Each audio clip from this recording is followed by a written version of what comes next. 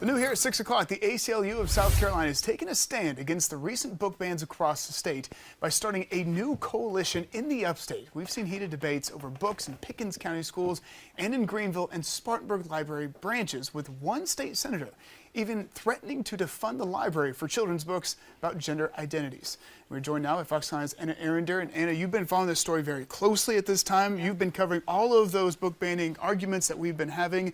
As far as what the ACLU is now saying, what do they have to say today?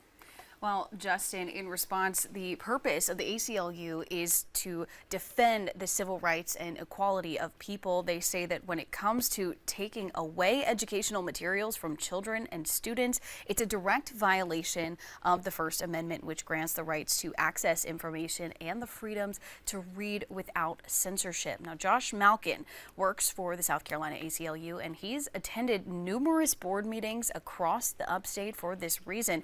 And we've seen many parents speaking out at these board meetings, saying that they're censored certain books just aren't appropriate for children. But Malkin says that picking and choosing what materials can and can't be read is harmful.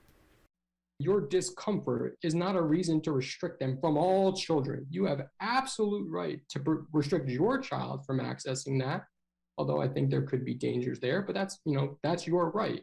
But to say that your discomfort should trump the First Amendment right to access information and every other parent's right to inform their child's upbringing is so obviously unconstitutional.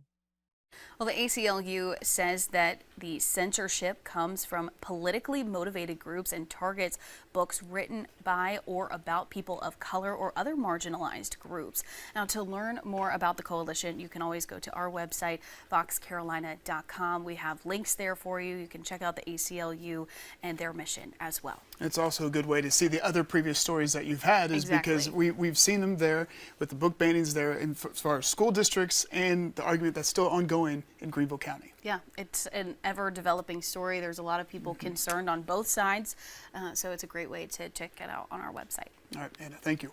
Yep. Well,